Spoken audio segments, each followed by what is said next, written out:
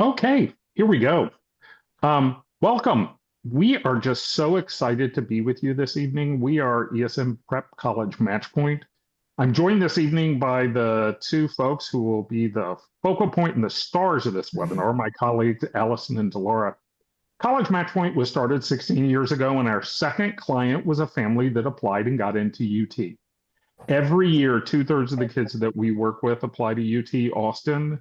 We are the group that works with the largest number of students who apply to the University of Texas. Allison and Delora each year work with students throughout the process. And this evening, we're really going to try to give you a sense of what it means to navigate the journey to UT Austin.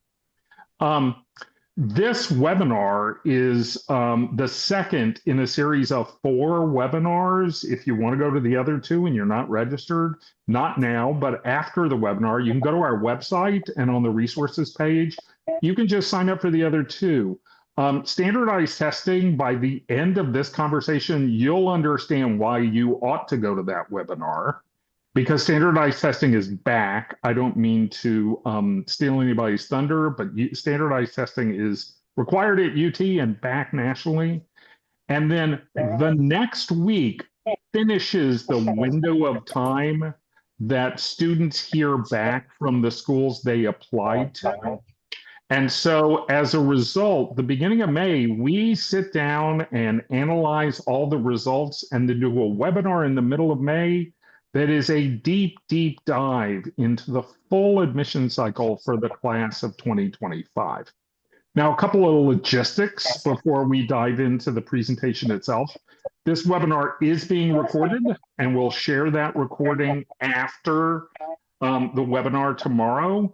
The second thing is that we'll also share the presentation itself.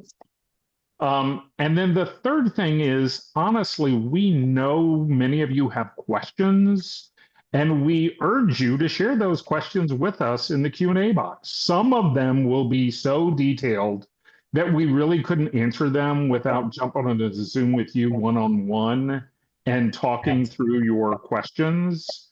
But we'll try to handle every question we can.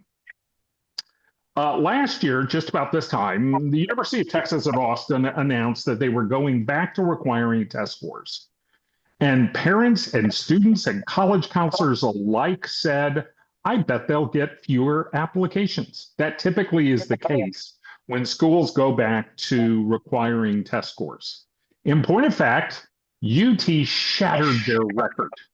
UT has become one of the most popular schools in the United States among students and parents. It is the 10th most popular school for parents of high school students. And UT is now routinely looked at as a school that indicates what the future of higher ed might look like.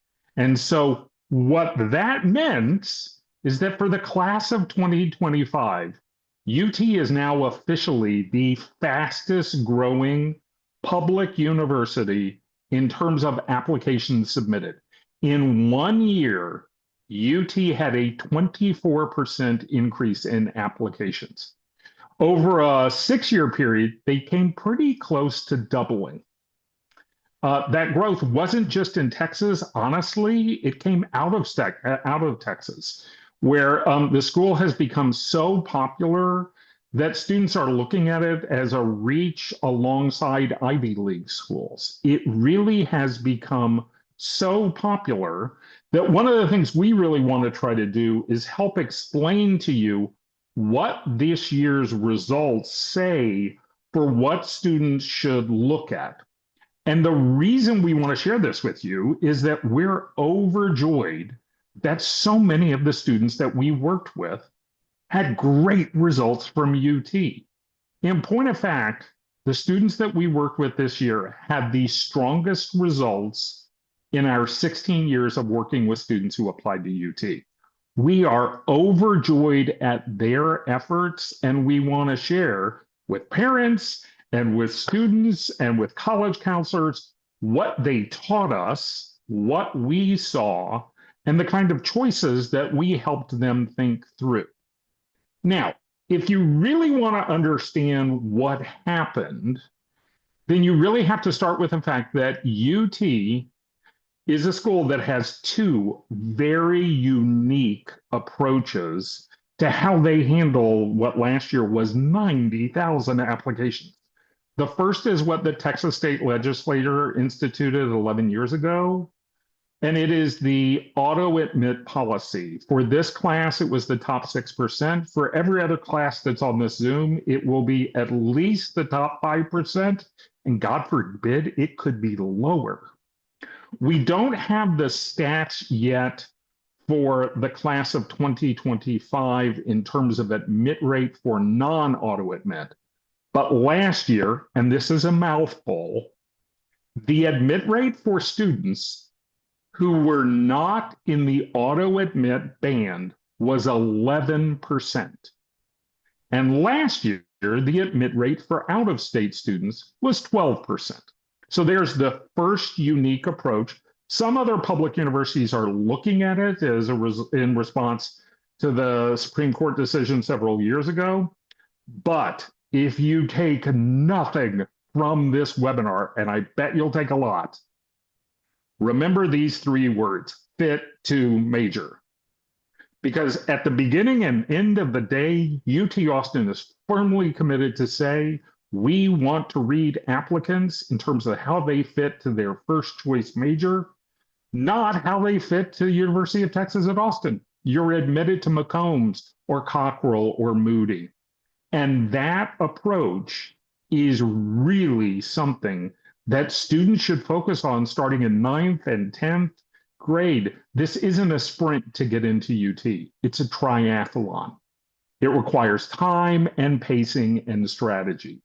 And I'm going to turn it over to my colleagues. They're really going to dive deep into the implications of what we learned this year. We have a couple of case studies at the end, but again, I encourage you to use the Q&A to ask us any questions as we go. Allison, will you give us a sense of what set these successful applicants that we worked with apart? You bet. Hey, everybody. I am self-proclaimed nerd about UT Austin and all the different pieces of that application. As Bob mentioned, UT Austin uses holistic review. Okay, so that means that there's not one piece of the application that's weighted more than the other, right? They're not screening out with that test score. However, I always tell my students, those grades, like the sun rises and sets on those grades. And so successful students who are working hard doesn't mean you can't have a rough time in pre-cal, right? But ultimately, they are looking for high performers who can thrive at a big university that doesn't offer a ton, a huge university that doesn't necessarily offer a lot of support, right? So they're looking to see resilient, academically independent students, and those grades are a huge factor. So even though there's holistic review, grades are a huge piece of that. In addition, at a school like UT and other schools across the nation, rigor, academic rigor, choosing challenging coursework where you can is the demonstration of academic readiness, right? And so the more we tell students, take the rigor you can hold and not get less than a B.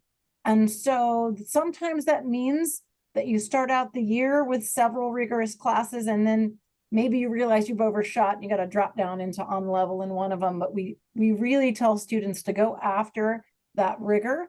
It makes a big difference, not only in admissions, but in your ability to thrive in college because you have the skills and the knowledge needed to do that. So we're talking about high grades in tough classes. That's one of the pieces, right? And again, that is not for UT Austin, that is across the board in college admissions. Now that UT Austin is last year reinstituted requiring test scores, again, a test score is a great indicator of readiness. Now, UT Austin does an interesting thing when they look at test scores, which is a little bit unique, which is rather than just looking at that total score, they will actually look at the section scores that fit to your major. So remember we talked about fit to major is the thing to remember about UT Austin, even in terms of test scores.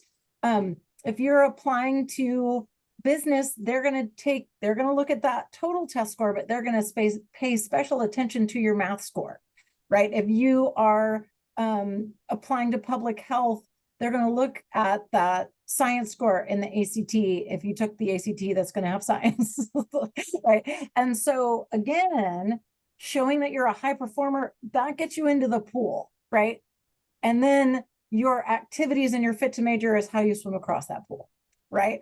And so, and we're going to dive more into specifically what fit to major is, but thumbnail of that, at least 3 to 4 activities that demonstrate how you are exploring and evolving in that major, as well as, and this has been an enduring core value of UT that we see come through in applications, through this year, authentic commitment to common good, right? And we're going to talk about how that looks. And an application where all those pieces fit together and complement each other. So the fit to major essay mentions something, but then the leadership essay deepens that a little bit. And then we learn in the personal statement some underneath of that resume that really helps us see how you might thrive on campus. And so it's not one of these things, it's all of these things. And it's them working together to really create a picture of who you will be, not just as a student on the University of Texas campus, but who you will be to other students on the University of Texas campus. I want to jump in and make one comment here. Oftentimes, families think of these almost as gates. Well, my student has a GPA that isn't 3.8. I guess they're not getting in. My student has an SAT that's below 1,400. I guess they're not getting in. What we would say based on this year's results is that the ordering of these 3 bullets should actually start with 3 to 4 activities related to major and a commitment to common good. We had many students, not just one as an outlier, but many students who weren't in this GPA range, who weren't in this test score range, but whose resume so communicated fit to major and commitment to common good that UT looked at that application and said, how could we not admit this student? So we don't want you to look at this slide and think, well, I'm going to dump out of this webinar because my kid doesn't have that GPA or that test score. What we're saying to you honestly is, take it from us who works with so many UT kids, this 3 to 4 activities is real. So yes, so thanks, Bob. So fit to major. Okay, so like first of all, the reasoning behind that, right? UT Austin wants to make sure that these students graduate in 4 years, right? They got a lot of kids at UT Austin, right? They want to make sure that they start in the major that they're going to stay in. And the way that they can help pick students who are going to persist at UT and in a major is by looking for evidence that they've already explored it and have developed some of the skills that they're going to need to thrive in that major, right? And so in terms of major, the academic profile, the classes that students take can demonstrate fit to major. Obviously, it's pretty broad, right? And a lot of students may not know, a lot of students will say, well, I'm a freshman, right? I don't know what I'm going to want to major in. And so we talk about, with my students, I always talk about keeping doors open we haven't met yet. So if we want to have the opportunity to apply to UT Austin as an engineer, as a business major, let's make sure that we're going to take the math that's going to get us calculus by the time we graduate, right? Let's go after that academic rigor so we can explore lots of topics in depth, but we're also demonstrating that college readiness. So as you have more choices in coursework, you want to, and if you have an interest in a major, you want to lean into that major in your high school coursework as that's available. Now, the good news is colleges, and UT Austin included, is not going to penalize a student who didn't have access to a business incubator at their school, right? They're going to look at the things you could have chosen and what is the coursework that you could have chosen, and how does that relate to you exploring and preparing for a particular major, right? In addition, as I mentioned, that academic rigor, especially if you are someone who is going to study science, go after that academic rigor in those science classes, right? Go after the AP. If you're at a school that has IB and that's something that really works for you, go after IB. And dual credit coursework is also, I would say, kind of a tier down from AP, but also demonstrates, academic readiness and rigor. And then, like I said, they will kind of go, they will look a little deeper than that total score to see in your standardized test score, what are the section scores that relate to that major? And then, like we said, how are you actively exploring and developing skills related to a possible major, right? So, if you're interested in business, did you join, maybe you join DECA, maybe you take a business class, you're definitely going to take a ton of math, right? And then you might have a summer job, right? That's also fit to major for business, right? And so, and then those activities, while valuable kind of on their own, the way the UT application really helps students kind of bring it on home is there's typically a question that says, tell us how you've explored this major. What is your first choice major and how have you explored it? This is where those activities that you did, you get to tell the story of, well, I thought I was interested in this. And so I talked to this person, then I realized, no, I'm actually not interested in sales at all. I'm really more of a finance person. And so I took this investment class and I really learned. And so all of a sudden we get this story of a student explorer who's curious, who's reflecting, and who's telling us the story of how they explored that major, what it meant to them, and kind of where they are now. And that independence, that authentic curiosity about that major is key for UT Austin to identify that you're someone who's going to thrive in that first choice major. I forgot to mention at the beginning, Allison, Delora, and I don't have any formal relationship with the University of Texas. Yes, that's right. Allison and Delora both are grads of UT Austin, but you'll find at some points in this webinar that you will feel like we're promoting UT, and we think it's a great school. And so I will take the first moment to promote aspect of UT. They have a fabulous website called Wayfinder. If a student is trying to figure out what their interests might align to in terms of major, or they want to understand more about a major, Wayfinder is a spectacular resource. And Delora just put the link in the website. Now, Delora, piggyback on my promoting of the great things at UT and talk about some of these incredible new majors that UT is rolling out. Wonderful. I'm happy to, Bob. So in my opinion, one of the things that makes UT Austin such a highly sought after university is the fact that they continually update their major options based on market demand and employment trends and, kind of what their students are asking for in coursework. So as you'll notice on that Wayfinder website, UT currently offers over 150 different undergraduate majors, with increasing options for tailoring your degree with minors and even certificate programs. In the past 2-ish years, UT has developed a handful of new programs and majors that I think it's important for students to check out. We have some of them here. So for example, their newest offering is the major in Civics Honors. This is a major within the newly launched College of Civic Leadership at UT. This is a school and a major that focuses on providing students an understanding of 3 different areas that they prioritize: constitutionalism, Western civilization, and civic leadership. Somewhat related to that, Civics Honors major is a new major in the Lyndon B. Johnson School of Public Affairs. This is formerly a graduate-only college. At UT, it's now offering its first undergraduate major in public affairs. This is an excellent major to prepare students for a career in public and civic service. I recommend this degree for students who might be interested in public policy and data analytics. My favorite college at UT, the Moody School of Communications, which I didn't even go to, I'm really a fan of it. They're offering two new pathways within their general communications major.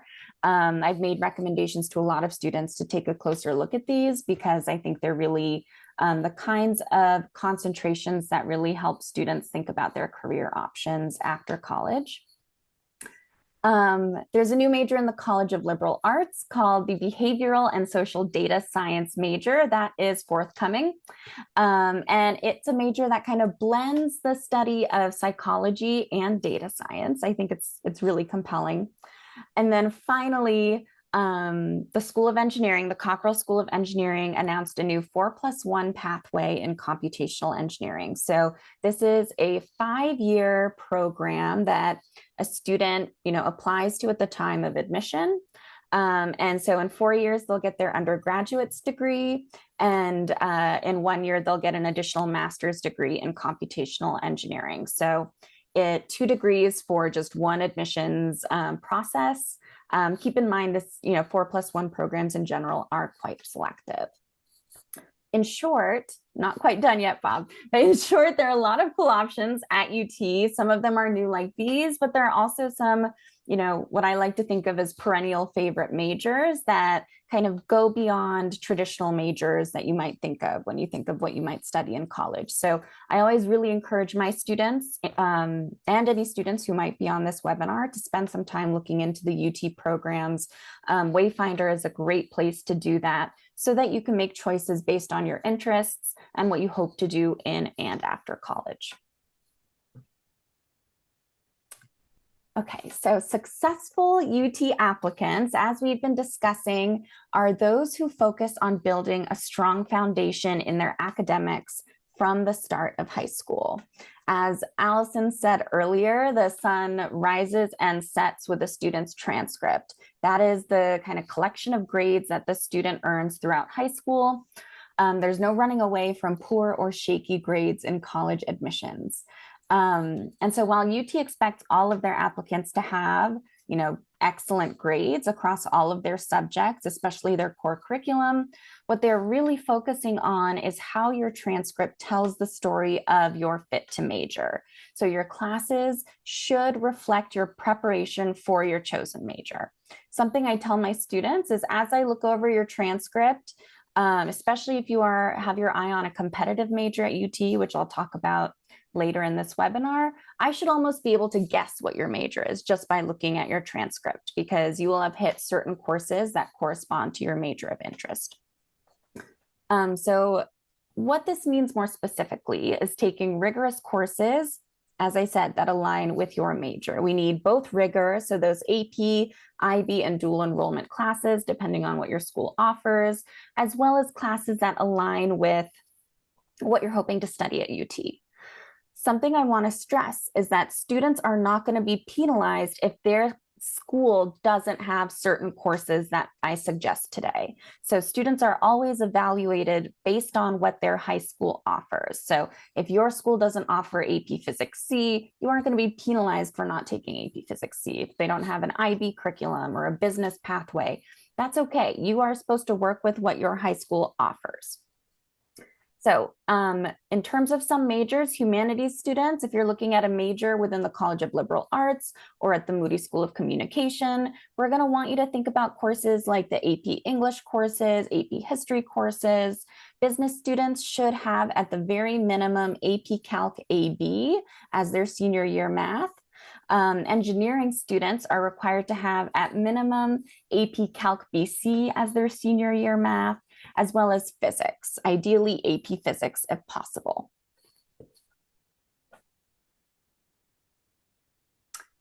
The other piece of a student's academic profile is their standardized test score. So as we mentioned earlier, last summer, UT announced that they've decided to reinstate standardized test score requirements for all applicants. So we've had 1 year of UT admissions with test scores required. For competitive applicants, we really have noticed a trend of test scores in the 1400 plus range for the SAT and the 32 plus range for the ACT. Now, as Bob said, these aren't meant to gatekeep students from applying to UT because UT often operates on a holistic scale as they look at applications, but students with higher scores do often have easier times at admission, gaining admission to UT. Something to keep in mind, UT does not officially superscore test scores, but I do encourage my students to send their strongest score reports to UT if their strongest score reports are what comprise their superscore. And then another thing to keep in mind is that UT evaluates test scores based on your major, as Allison mentioned earlier. So for students looking for liberal arts, communication, education, social work, focus on those verbal scores for the SAT, for your English and reading scores for the ACT. Applicants to natural sciences or McCombs or engineering really need to focus on their math and science scores. In general, we recommend beginning your standardized testing prepping early. And you can learn more about this at our testing webinar that's coming up. But really now that test scores are required, the earlier you can start, the better it will be for your student. This is especially true at UT because they have an October 15th early action deadline.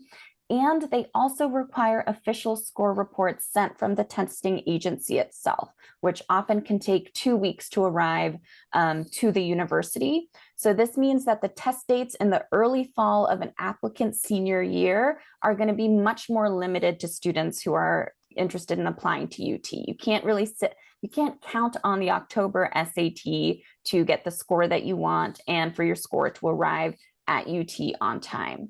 So start early. I recommend my students get going the summer before junior year to give themselves enough runway in terms of prep and an access to test dates to get the kind of score that they are looking for.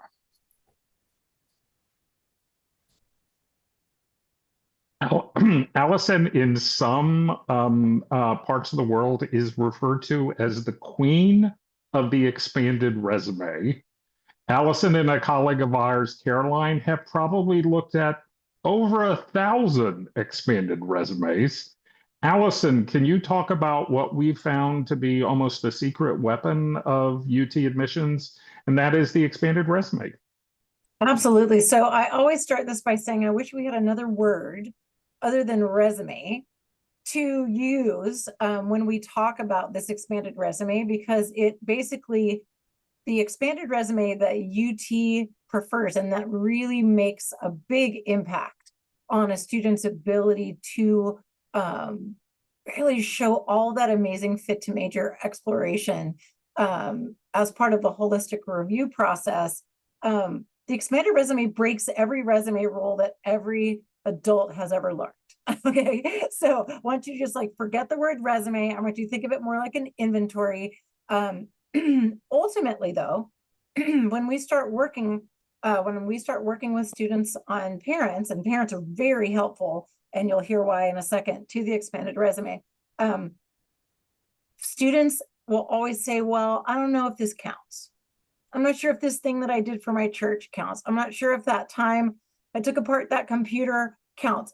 I always tell my students, everything counts. Anything that you're doing between the summer before 9th grade until you graduate. So we actually have runway. You're going to submit those applications in early fall. The stuff you're going to do after you submit still counts. We still get to talk about it in that application. And so anything that you're doing that isn't sitting in a classroom, and in most cases, watching Netflix, but it depends. I mean, if you were doing some research, watching some documentaries, you know what, I could be convinced to leave it. But ultimately, anything that a student is doing with their time outside of the classroom is something UT Austin cares about and wants to know about and learns from. Okay. And so ultimately, so first of all, everything counts, which is why parents can be so helpful in kind of putting together these details, because by the time we get to junior year and we're creating this expanded resume, students have forgotten what they did before freshman year. It's also a little bit cringy when students have to kind of brag about like things they did. So parents, this is really where you can come in and really add any details that students either don't feel comfortable sharing or just have straight up forgotten about, because UT really likes it all. Okay. Now, in terms of what to include, yes, we want the basics of the activity, but we also want to know how much time they spent doing it. Again, this offsets taking rigorous courses and they're playing a varsity sport. That means they don't have a lot of extra time to do homework. So it really kind of makes all of that academic rigor even more, speak even more on the student's behalf. In addition, one of the things that, in addition to the basics, UT is really looking for initiative and impact. And impact could be one person, right? You don't have to start a nonprofit to make an impact, right?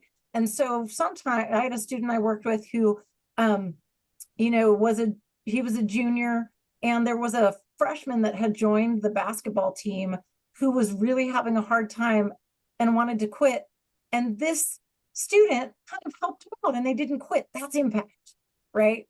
And so that is the piece that, in addition to all the basics of the activity, that we know really speaks to UT admissions.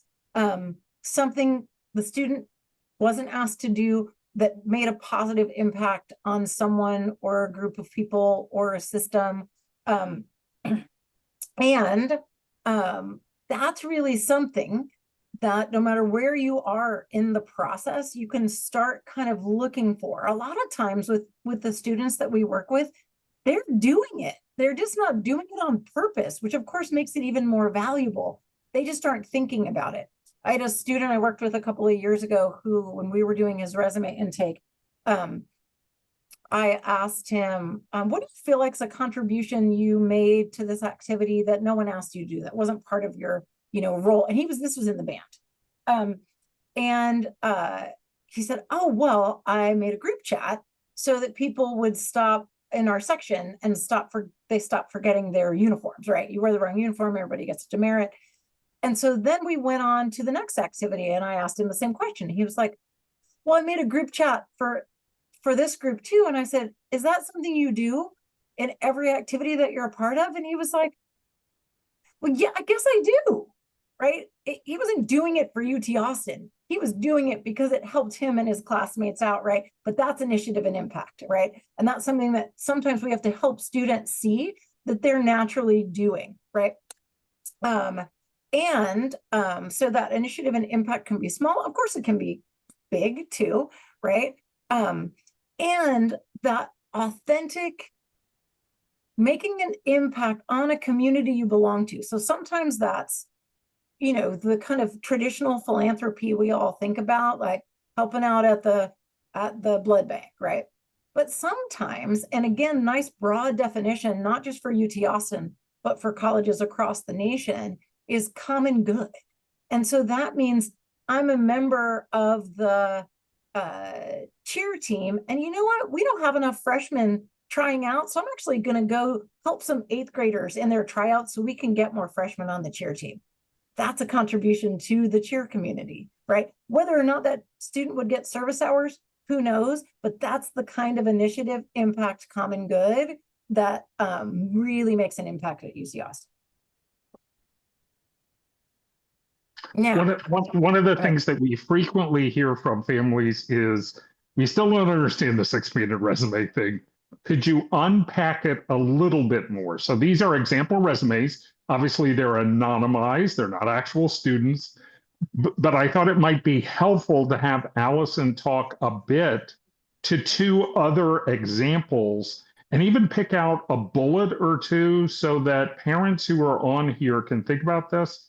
And before I ask Allison to do that, This is every bit as helpful for a ninth and 10th grader as it is for a student who's about to dive into her work on her UT application.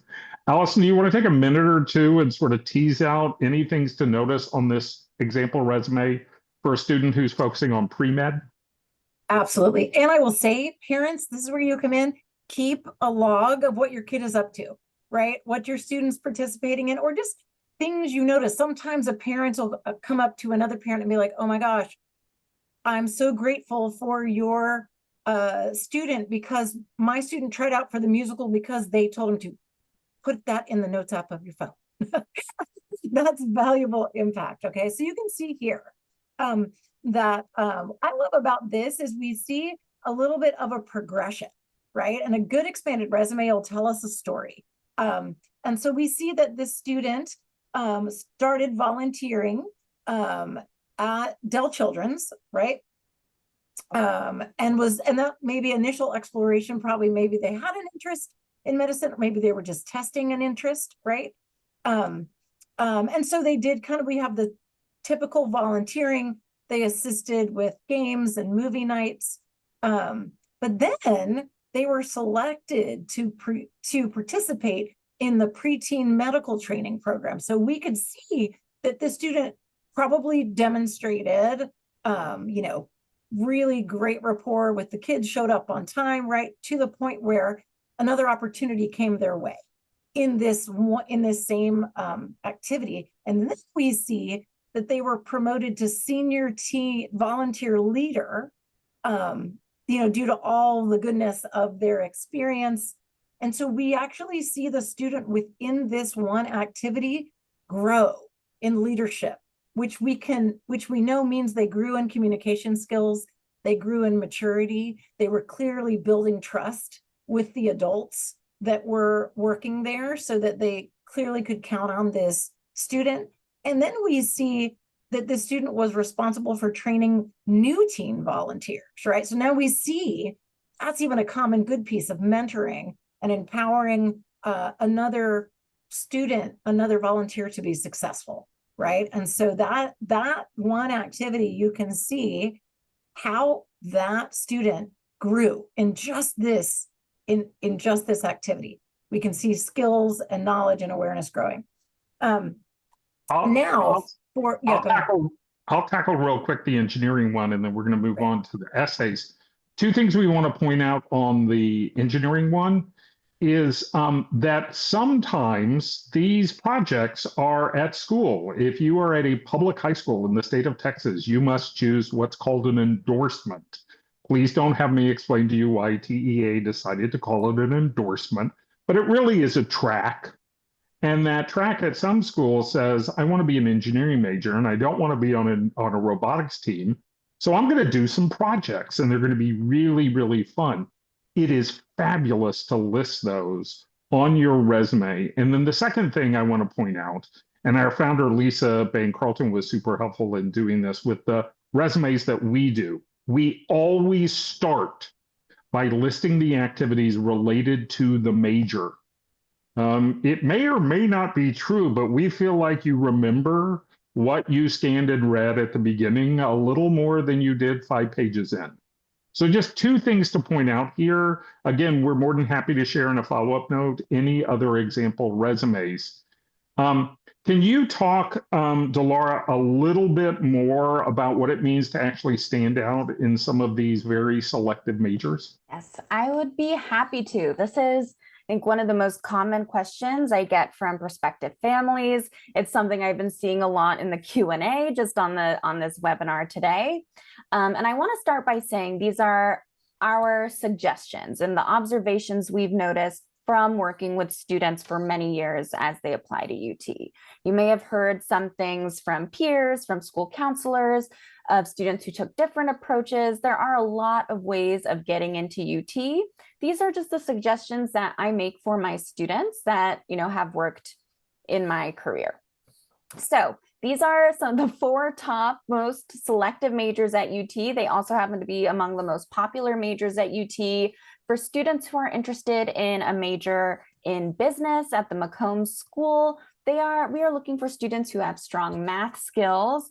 And I tell all of my aspiring business students, they need to have calculus on their transcript if they want to study business in college at a highly selective university like UT. So strength in math demonstrated through good grades in math that end with calculus in senior year. Usually AB is sufficient. Sometimes like non-AP calculus can be okay too.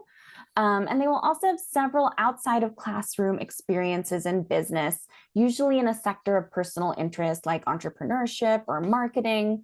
My most successful Macombs applicants will have started their own businesses, which, aren't necessarily these massive scaled out operations. They could be something more local or school-based that they've started.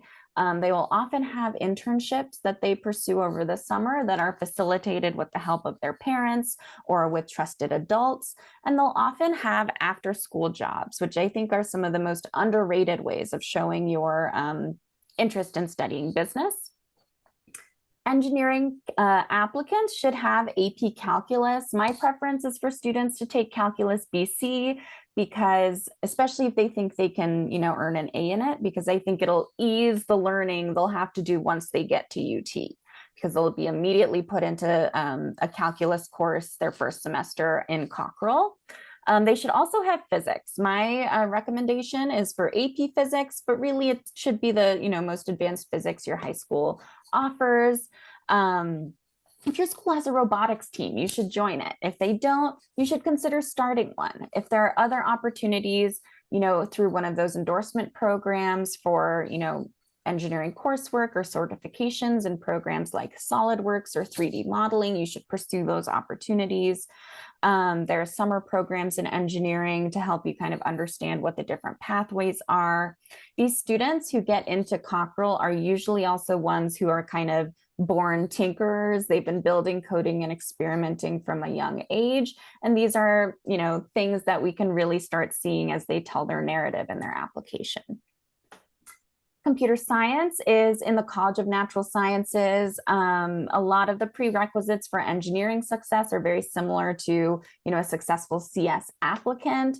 Again, they should be taking calculus. My preference is for BC, but, it's really up to what the student can handle. They should, if their school offers AP computer science, they should take that. I also want to stress that students who are interested in majoring in CS should not expect to learn how to code at UT. They should already have several years of coding experience under their belts, and projects or apps or GitHub pages to show for it. And then finally, for students interested in health professions majors in the College of Natural Sciences, I'll also include the College of Nursing here as another very competitive major that has, similar profiles to a pre-med student. These students should demonstrate a strength in sciences in high school. And I'm talking about the big three sciences here, bio, chem, and physics. And ideally, 1 or 2 AP sciences as well.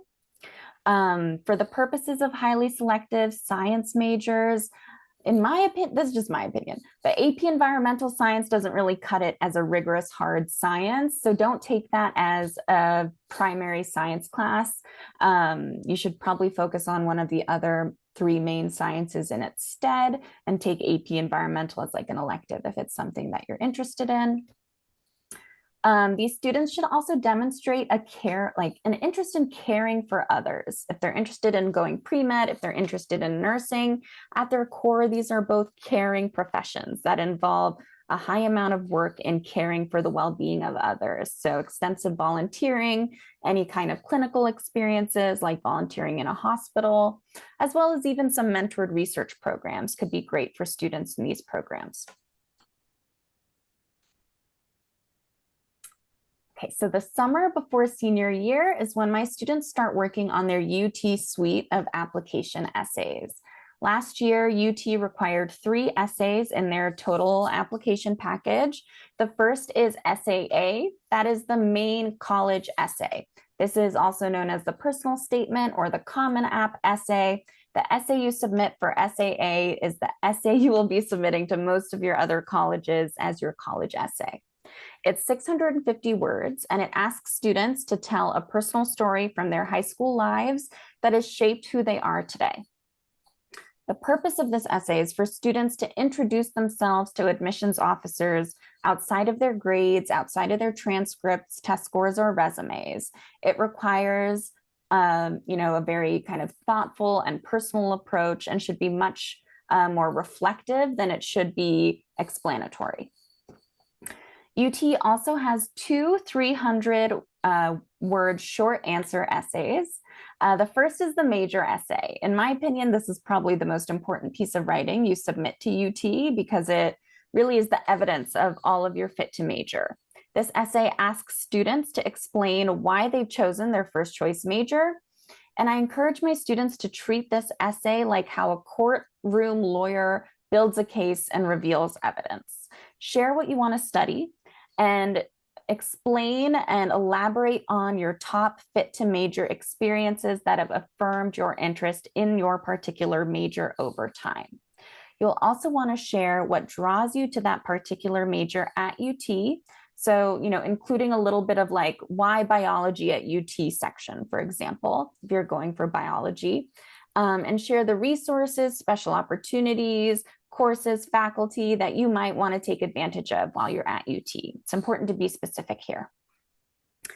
The second short answer essay is the activity essay. This is a newer essay. It was introduced in this last cycle. In it, UT asks students to share a bit about the activity that they are the most proud of. What matters most here is not the details of the activity or even the activity itself. I think sometimes students worry, is this activity good enough to write my essay on? So what I encourage them to think about is not necessarily what the activity is, but rather how that activity shaped who that student is, how it shaped their high school experience, and especially if they can focus on how that activity allowed them to demonstrate some form of initiative and impact. I also like my students to reflect a little bit on how this activity informs who the person you plan to be at UT. So project a little bit into the future.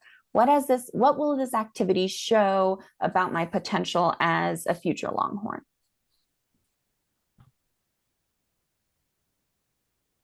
Okay, so now we're going to try to take it sort of down to even a more detailed level. I'm going to talk about a couple of ways that we work with juniors and sophomores and freshmen, and then we're going to get right to the case studies. This is our strategy for when we work with kids, whether or not we're their comprehensive consultant or whether or not we're coaching them on essays and resumes. The beginning, middle, and end of the day in college match point is fit to major. And we're grateful that the students that we've worked with are overjoyed that they got into UT because they utilize this strategy. The expanded resume, as Allison says, tells the story of fit to major. It needs to be done by the time you submit your application and not the night before. Trust me, an expanded resume done the night before is even worse than an essay done the night before. You will forget things. Number two, if you're a 9th or a 10th grader, you're making choices that show up on your transcript for fit to major. Test scores, we've talked about the range before. Essays and recommendations are core to this strategy. UT has been transparent in saying your recommendations don't have to be academic recommendations. And in point of fact, if you want one of them to be someone who can speak specifically to your fit to major because you interned with them or because you did a project with them, go for it. And then we'll do an entire separate webinar on essays. We have a guide to the UT essays, but I want to take a highlighter and say what Dolores said. We're pretty sure that UT reads the fit to major essay first, not essay A, because they're so focused on that fit to major story. Now, we have a number of 9th and 10th graders on here, and we want to give you a little bit of visibility and guidance to what you should be prioritizing. If you're a 9th grader and you're looking at this summer, build on your students' interest. Half of the students that we work with that get into UT spend a week in the summer between 9th and 10th grade doing more of what they love during the school year, and it's often trying to figure out their major. If you're targeting a competitive major, you really need to be engaged. If you're a computer science kid, it's time to start that GitHub profile. If you're an engineering kid, it's time to get your hands in engineering. UT is looking for kids who have experience, not interest. If you're in the 10th grade, again, academics couldn't be more important. And in point of fact, you've made class choices for junior year, and they probably are very focused on how many APs. Number two, honestly, stepping up your engagement, whether or not it's in common good or most likely in fit to major. 2/3 of the students that we work with take at least 1 week in the summer before junior year and go deep into a summer activity related to their major. And the highlighter that I would say here is initiative.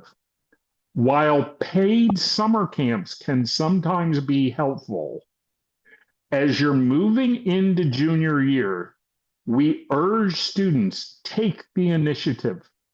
It's not just about learning about that topic, it's about doing. And so families ask us, and this is a very big effort for us, would it be better to do this or this? And we always ask, what's the student most interested in? And then we also say to families, summer camps are great in 9th grade. By the time you're shifting into junior year, get deeply engaged. Now, we worked with so many students who did incredibly well, and we want to take you through 3 very anonymized case studies to really take this to a level of detail. Allison, will you start and talk to us a little bit about a wonderful student that you work with who was admitted to McCombs?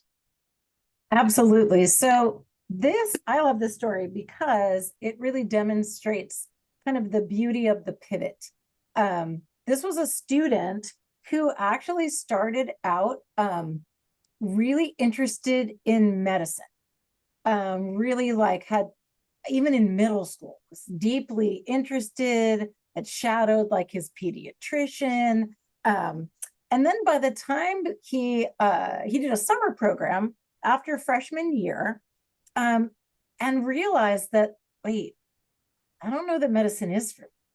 And so at that point, but he loved math, and he really was curious about figuring out how else he could utilize the skills that he loved most, right? He loved numbers. He loved really solving problems. And so he talked to one of his parents and then one of his teachers, and started to realize that maybe business and finance might be a better fit.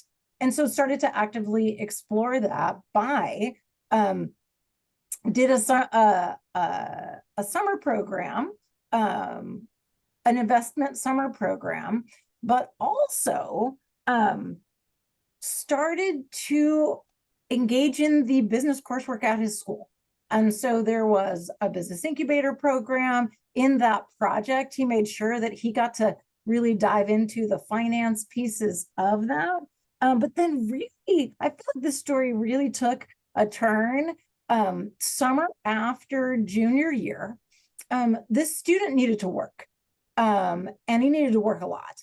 And so he got a job and was really concerned that, his summer job was somehow not going to be effective, fit to major demonstration after all the stuff he had done. So while he was just working at a coffee shop, he built a relationship with the regional manager and had an opportunity to shadow a meeting where they went through the regional, the budget, right?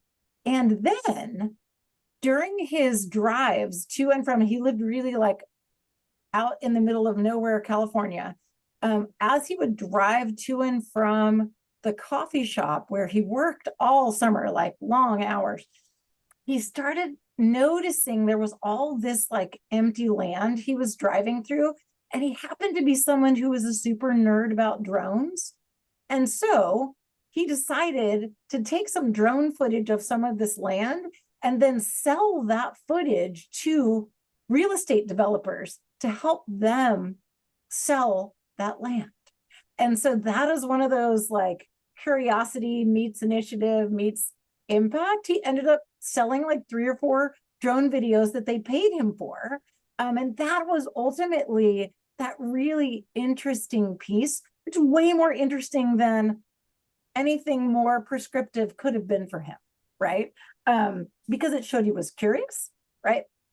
And so all of that, you can see that progression of that student really dipping into and testing. Let me try this out. Let me observe this meeting. Let me see if anyone will buy this, drone footage. And ultimately, while it ultimately helped him land admission to McCombs, it was really as much a story of curiosity and action as it was business. Delora, you worked with a wonderful student who excelled in their journey to the Cockrell School of Engineering. Could you take us through that case study?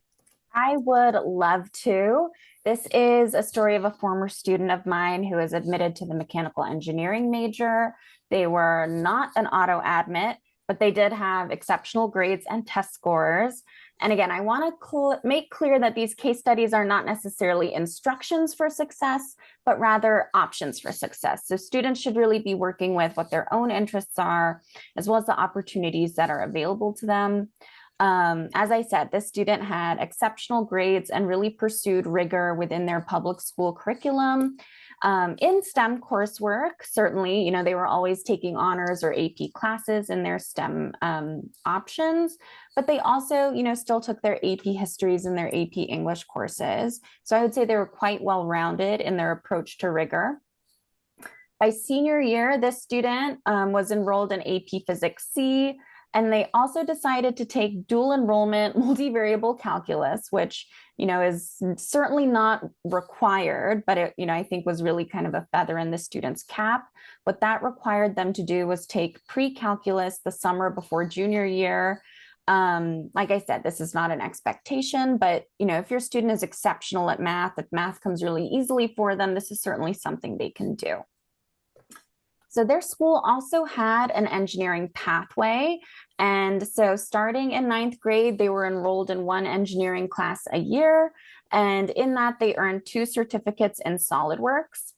I also helped this student start keeping a portfolio of all of the projects that they created related to engineering in the classroom and outside of it. Now, UT doesn't accept portfolios as part of their engineering application process, but other schools do. And what was helpful about creating this, the student made it on a website, was that it helped me help the student paint a rich picture of their accomplishments in their resume. And then we were able to reference it in their essays as well. Over 2 summers, the student's parents helped this student procure an engineering internship at the same firm that allowed the student to, increase their responsibilities from the first summer to the next. And again, this was not an internship the student applied for. This was something their parents helped them find based on, who their friends and neighbors are. So this first summer, it started out as a much more observational activity. By their second summer, this internship allowed them to take on a more hands-on role in a small project. One summer, the summer before senior year, I helped them apply to a selective engineering summer program at the University of Florida that introduced them to hands-on research with a faculty mentor.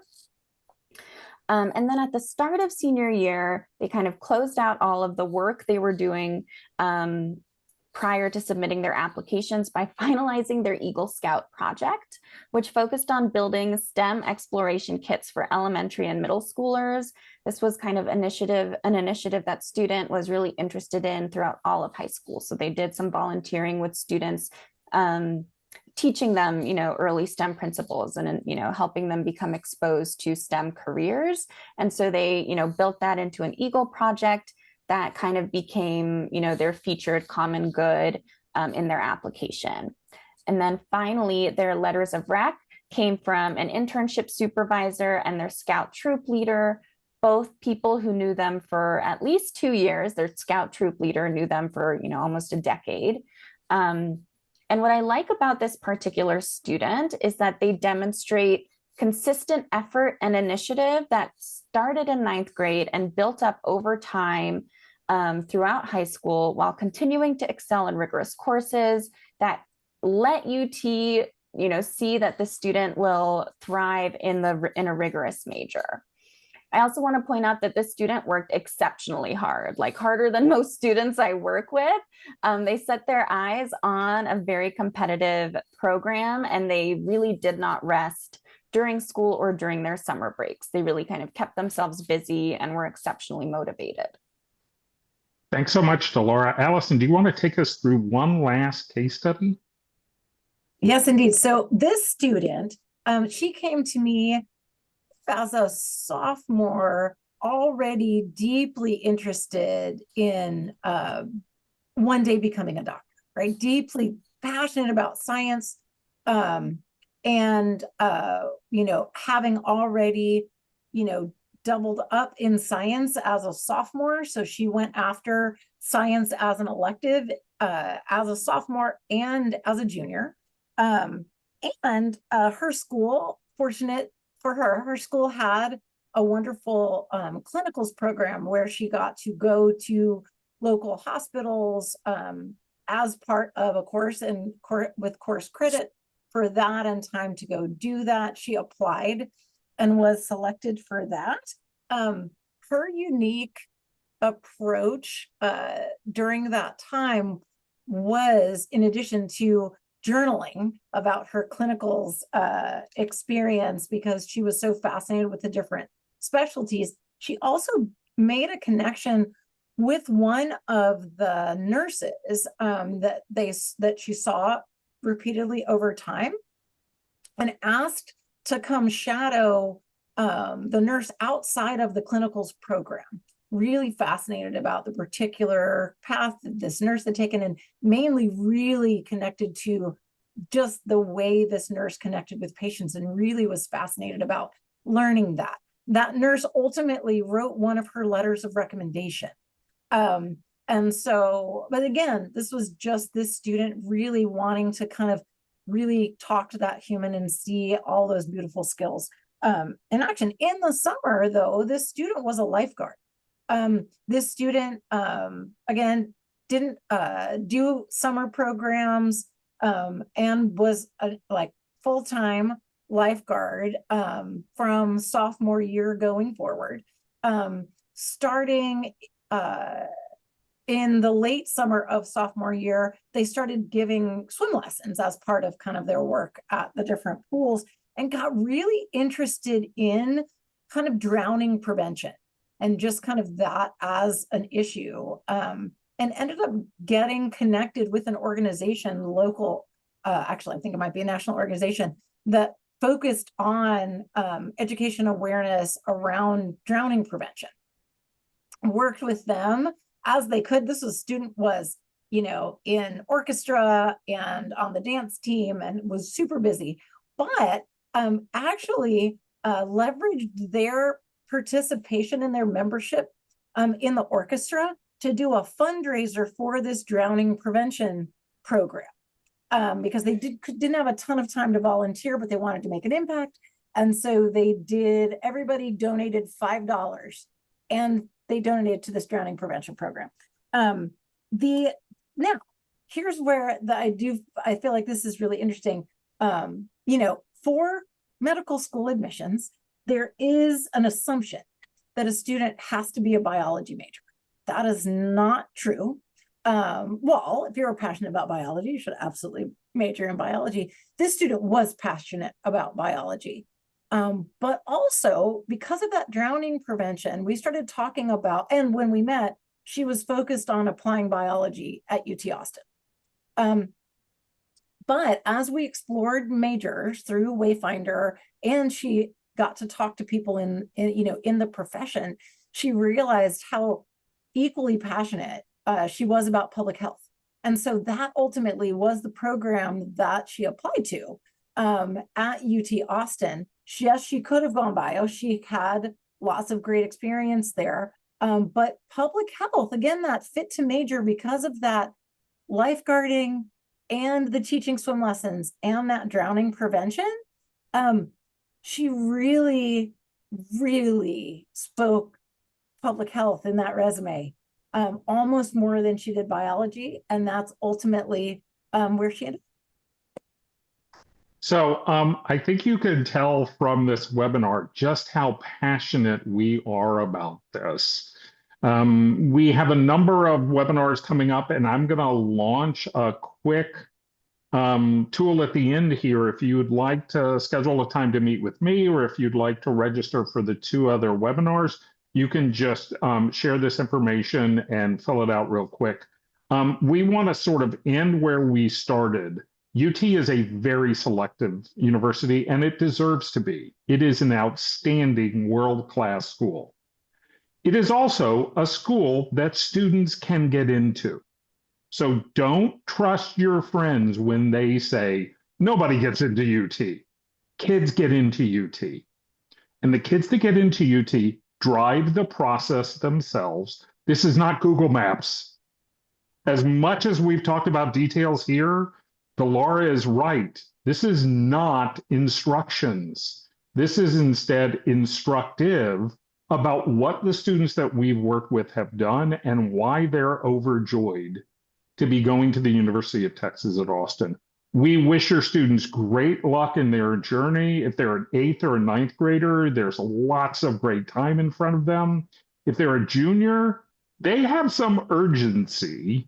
Let us know how we can help. And again, we wish you and your students great success in their journey to UT.